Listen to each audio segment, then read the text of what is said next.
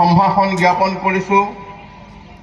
বঙাইগাঁও সমষ্টিত আমি ভাৰতীয় জনতা পাৰ্টি আৰু অসম গণ পৰিষদ BPF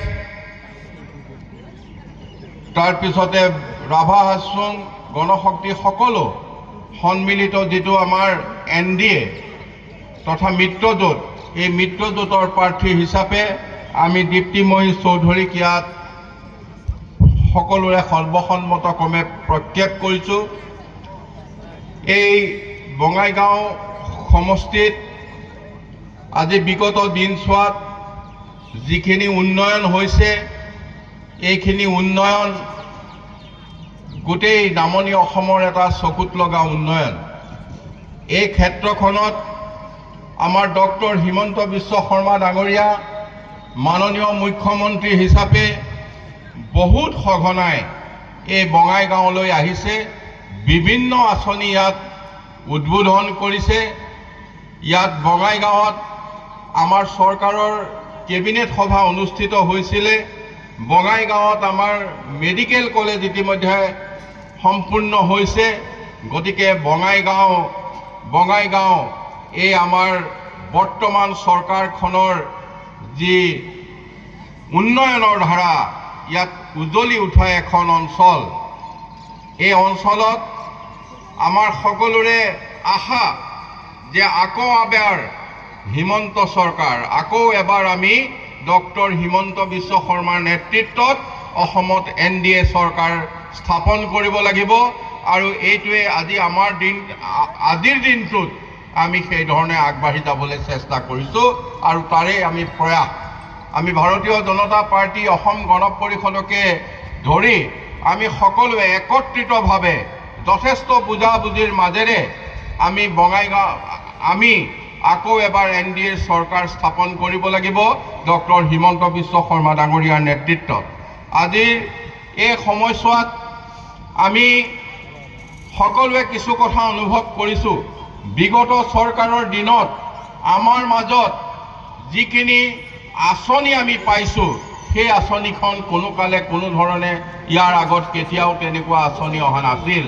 আমাৰ প্ৰত্যেকটো গৃহস্থীত আজি হয়তো অৰুণোদয় হৈছে, কাৰোবাৰ ৰেচন কাৰ্ড হৈছে, মহিলা উদ্যমিতা হৈছে, CM ত্ৰিপুলে হৈছে, যুৱকসকলৰ সংস্থাপন হৈছে। আজি 1 লাখ চাকৰি দিয়াৰ প্ৰতিশ্ৰুতিৰে 1.5 লাখ চাকৰি আমি দিবলৈ, 1.5 লাখতকৈ অধিক 1,56,000 চাকৰি দিবলৈ এই চৰকাৰখন সক্ষম হৈছে। যি প্ৰতিশ্ৰুতি দিছিল সেই প্ৰতিশ্ৰুতি এতিয়ালৈকে কোনো এটা প্ৰতিশ্ৰুতি নৰখাকে হোৱা নাই। প্ৰত্যেকটো প্ৰতিশ্ৰুতি আমাৰ চৰকাৰখনে ৰক্ষা কৰিছে।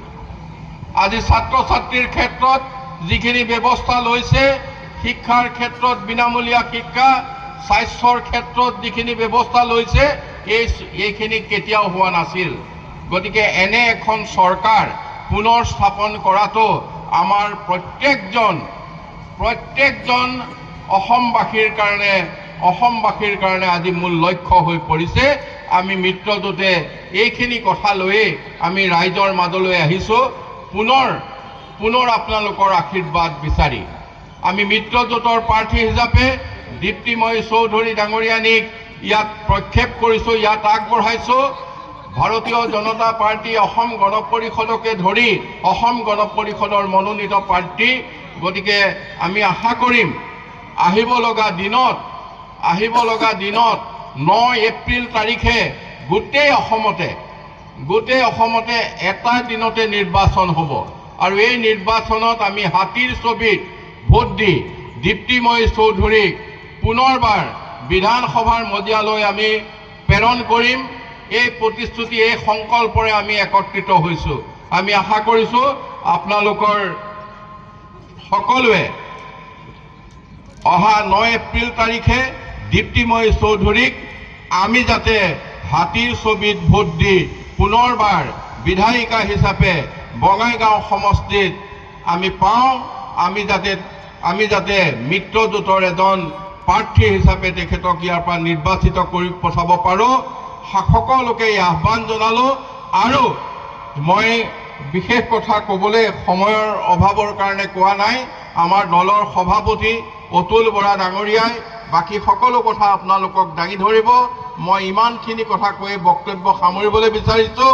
সকলোকে অনুৰোধ জনাইছোঁ, ভাৰত মাতা কি, ভাৰত মাতা কি, জয় আই অসম, জয় আই Asom. BJP, BJP, AGP, AGP, doctor Himanta Biswa Sarma, doctor Himanta Biswa Sarma, Diptimoyee Choudhury, Diptimoyee Choudhury. ধন্যবাদ।